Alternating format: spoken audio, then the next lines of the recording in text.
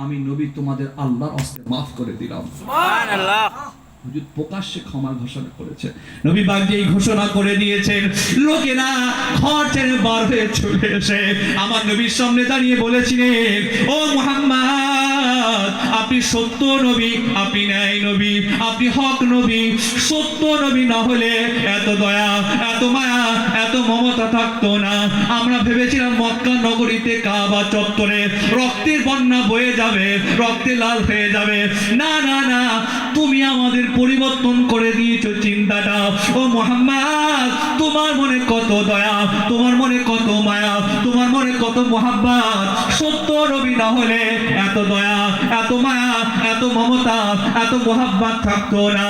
না না না, আর দেরি করলাম না, আমরা সকলে আপনাকে আল্লাহর নবী বলে মেনে নিলাম। সুবহানাল্লাহ। সবাই মিলে বলা যাবে না? সুবহানাল্লাহ। হাতেগুলো ছেড়ে যাচ্ছে, দিল খুলে হবে না? সুবহানাল্লাহ। হবে না? নারে দিবে। আল্লাহু আকবার। সংক্ষেপ করে দিলাম, আর বাড়াবো না, বিদায় নেব আপনাদের খেদমত থেকে। আজ আমি গুনাহগার সৈয়দ হাম্মাদ হোসাইন আপনাদের সামনে বক্তব্য রাখতে রাখতে 2 ঘন্টা বক্তব্য অলরেডি কমপ্লিট।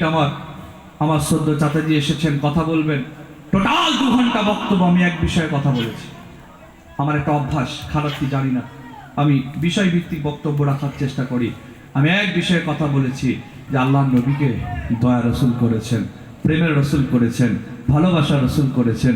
হুজুর মানুষকে মহব্বত দিয়েছেন, ভালোবাসা দিয়েছেন, প্রেম দিয়েছেন, দয়া দিয়েছেন, ক্ষমা দিয়েছেন, মায়া দিয়েছেন। সেই নবী উম্মত আমাদের হতে দয়া, ময়া, প্রেম, প্রীতি, ক্ষমা কিচ্ছু নেই। একসাথে থাকতে গেলে পাশাপাশি হাঁড়ি থাকলে ঠোকাঠুকি হয় না? হয় না? হবে, স্বাভাবিক। ক্ষমা করে দেন মানুষকে। জি, ক্ষমাকারীকে পৃথিবীর কেউ ভালোবাসুক আর না বাসুক, আমার আল্লাহ ভালোবাসেন। সুবহানাল্লাহ। সুবহানাল্লাহ। সবাইকে মাফ করবেন, মিলেমিশে থাকবেন। আর টোটাল বক্তব্যে একটা কথা আমি আপনাকে আবার রিপিট করছি, আল্লাহ নবীর জীবনী পড়বেন। বল ইনশাআল্লাহ। ইনশাআল্লাহ। আমার মতো অনেক হুজুর জীবনী পড়েন, একদম চ্যালেঞ্জ বলছি।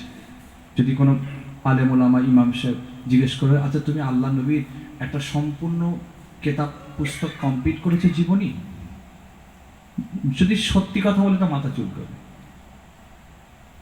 অনেকে অনেক কথা বলতে পারে ভাই, বুঝলেন, মিথ্যে কথা বলে আলাদা বিষয়, সত্যিও পড়ে না। আমি চ্যালেঞ্জের সাথে কথা বলছি, হুজুরের জীবনী পড়বেন, আল্লাহ পাক কবুল ও মনসুর করেন। আমি এতক্ষণ কথা বলেছি, আমার কথায় যদি কেউ আপনারা কষ্ট পেয়ে থাকেন আমাকে ক্ষমার দৃষ্টিতে দেখবেন। আল্লাহ যদি আবার কারো সুযোগ করে দেয়, ইনশাআল্লাহ আবার আসবো, আবার কথা বলবো। শেষ মোনাজাতে আমি গুনাহগার, আমার জন্য, আমার আব্বা হুজুর কেবলার জন্য দোয়া রাখবেন। চাচাজি এসেছেন, মেহমান অনেক দূর থেকে এসেছেন, আমি তো এলাকারই ছেলে, হ্যাঁ উনি মুসাফির মানুষ, অনেক দূর থেকে এসেছেন, কথা বলবেন। তার বক্তব্য আপনারা মন দিয়ে শোনেন, আপনারা আমার জন্য দোয়া করবেন। ফুরফুরাশি বেলে আসবেন, দাওয়াত দিলাম, দেখা হবে। ওমা আলাইনা ইল্লাল বালাগ। আসসালামু আলাইকুম। ওয়া আলাইকুম আমাকে সালাম আসসালাম। দেন। আসসালামু ওয়া আলাইকুম। আলাইকুম আসসালাম ওয়া রাহমাতুল্লাহ। দরুদ শরীফ। আল্লাহুম্মা সাল্লি আলা